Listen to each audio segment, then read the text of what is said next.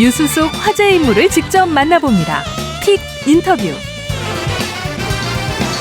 네, 화제의 당선인을 만나보는 릴레이 인터뷰. 이번에 만날 분도 8년 만에 국회 재입성에 성공한 분입니다. 현역 의원인 조응천 의원을 제치고 과반 득표로 재선에 성공하셨네요. 더불어민주당 남양주갑의 최민희 당선인이 전화로 연결돼 있습니다. 당선인님 나와 계시죠? 예, 안녕하세요. 불굴의 희망 최민희입니다. 네, 이 캐치프레이즈 또 여전하시네요. 예. 네, 당선 축하드리겠습니다. 고맙습니다. 요즘 당선 인사 다니느라 계속 바쁘시죠? 예, 저 지역에 표를 주신 유권자들께 시간 날 때마다 인사드리고 있습니다. 네, 늦둥이 따님이 선거운동 많이 도와주셨다고 들었는데 도움이 많이 되셨습니까? 네, 지금 공부를 하고 있는데 2주 동안 거의 이제 저희 캠프 가까이에 숙소를 얻어서 저를 도와줬습니다. 예, 엄마를 위해서 열심히 선거운동을 해준 모양입니다.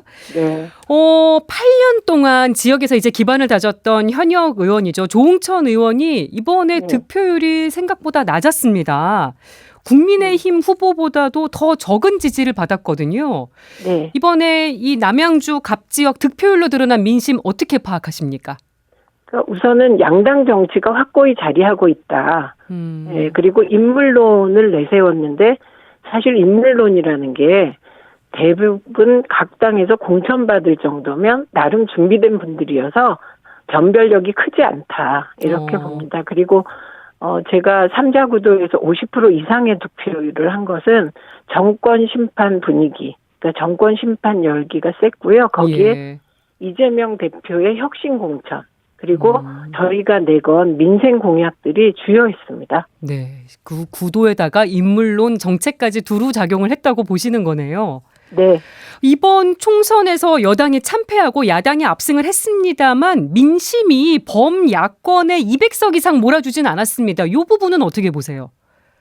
저는 200석을 사실 저는 기대는 했지만 가능성이 그렇게 크지 않다고 생각했습니다. 그러세요? 왜냐하면 우리 국민들은 최소한의 어떤 세력에 대한 견제 장치는 늘 마련해 두시려고 하기 때문입니다. 네. 그래서 그 작은 여지로 이제 조금이라도 타협의 여지, 그러니까 야당 힘을 실어주겠다. 개혁도 확실히 하고 민생도 회복하고 윤석열 정부 심판도 해라. 네. 그러나 그 방법이 타협하려고 일단 애는 써봐라. 이런 민심이라고 생각합니다. 예. 어떻게 보면 또 그런 민심의 연장선상인 걸까요? 어제 윤 대통령이 이제 국무회의 모두 발언으로 밝힌 입장을 보면 비공개 회의 시간에 이제 죄송하다는 말을 했다는 겁니다.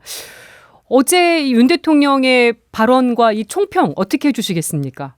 저는 비공개 회의에서 사과했다는 얘기는 저는 그거는 사실일까? 이렇게 좀 잘 믿어지지 않습니다. 사과하려면 그냥 기자회견을 하거나 아니면 대국민 담화를 통해서 하거나 이런 대통령이 취할 수 있는 형식이 있는데 일단 국무회의 모두 발언으로 사과가 아니었죠. 그건 변명이었고 나는 잘했는데 공무원들이 잘 안 움직였다. 그러니까 내각이 이렇게 움직여라. 요게 유지였거든요. 내 국정 방향은 옳았다. 그런데 이게 결과가 국민에게 가지 못했다. 난 잘못한 게 없다. 이런 거였는데 갑자기 비공개 최고위에서 사과했다. 그걸 어떤 국민이 믿겠습니까? 참모들이 마지못해 그런 형식을 취하는 게 아닌가 생각합니다. 네. 얼마 전에 있었던 의정 갈등과 관련했던 대국민 담화도 이때와 좀 비슷했다는 평가가 나오거든요. 왜 이런 식의 이게 반복된다고 보십니까? 일단 스스로 무오류의 인간형이지 않을까 싶습니다. 그리고 셰익스피어가 그랬습니다. 인간의 본질은 바뀌지 않는다고.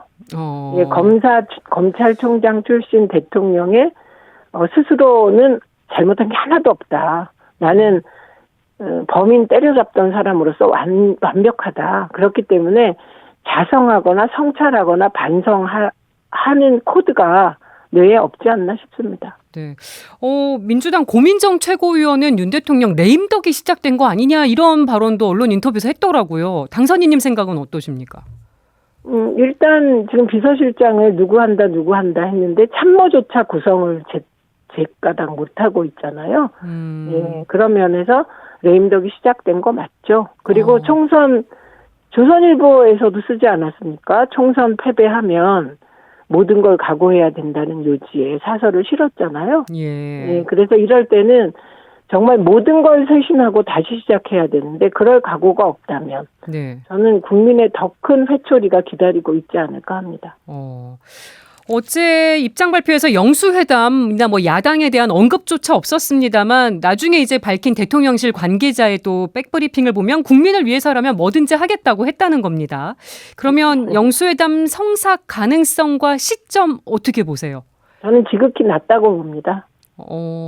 네, 낮고 그리고 그 참모 브리핑도 대통령의 뜻이 아니라 예. 참모들의 마사지 브리핑이다. 저는 그렇게 봅니다. 예. 네, 그리고 대통령께서 지금까지 밝혀온 게 사실상 민주당을 종북 세력으로 몰고 친북 세력으로 몰고 피의자 집단으로 몰아왔는데 그게 근본적인 생각인데 만나겠습니까?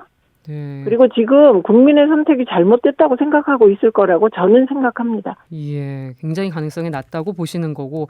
네. 근데 또 이거와 또 같은 맥락으로 볼 수 있을까 싶은 게 인적 쇄신과 관련해서 박영선 전 장관, 양정철 전 민주연구원장, 김종민 새로운 미래 공동대표 등이 유력하게 검토되고 있다는 보도가 나왔다가 이제 뭐 대통령실에서 아니라고 하면서 해프닝으로 끝났는데 앞에서 인터뷰했던 김현 당선인은 야당 교란 작전이다 이렇게 얘기했거든요. 당선인님은 어떻게 보세요?